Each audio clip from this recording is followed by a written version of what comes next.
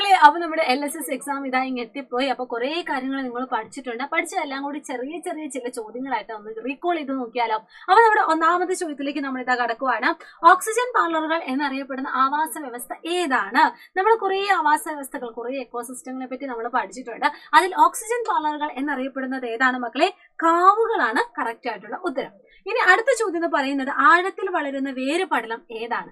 രണ്ട് തരത്തിലുള്ള root system ആണ് നമ്മൾ പഠിച്ചിട്ടുള്ളത്. ഒന്ന് ടാപ്പ് റൂട്ട് സിസ്റ്റം, അതുപോലെ തന്നെ ഫൈബ്രസ് റൂട്ട് സിസ്റ്റം, അതായത് തായ്വേര് പടലവും നാരുവേര് പടലവും. നമ്മുടെ ചോദ്യം എന്ന് പറയുന്നത് ആഴത്തിൽ വളരുന്ന വേരുപടലം ഏതാണ്? കറക്റ്റ് ആയിട്ടുള്ള ഉത്തരം എന്ന് പറയുന്നത് തായ്വേര് പടലം അല്ലെങ്കിൽ ടാപ്പ് റൂട്ട് സിസ്റ്റം ആണ്. ഇനി അടുത്ത ചോദ്യം എന്ന് പറയുന്നത് ആവാസ വ്യവസ്ഥ എന്ന പദം ആദ്യമായിട്ട് ഉപയോഗിച്ചത് ആരാണ്? ആരാണ് ആവാസ വ്യവസ്ഥ എന്ന പദം ആദ്യമായിട്ട് ഉപയോഗിച്ചത്? ഇദ്ദേഹത്തിന്റെ ചിത്രവും ഇദ്ദേഹത്തിന്റെ പേരും നിങ്ങളൊന്ന് നോട്ട് ചെയ്യുക. ആർതർ ടെൻസ്ലി. ഇനി അടുത്ത ചോദ്യം എന്ന് പറയുന്നത് സ്വർഗീയ ഫലം എന്നറിയപ്പെടുന്നത് ഏതാണ്? നിങ്ങൾ ആ ഫലം കണ്ടിട്ടുണ്ട്, നിങ്ങൾ ആ ഫലം കഴിച്ചിട്ടുണ്ട്.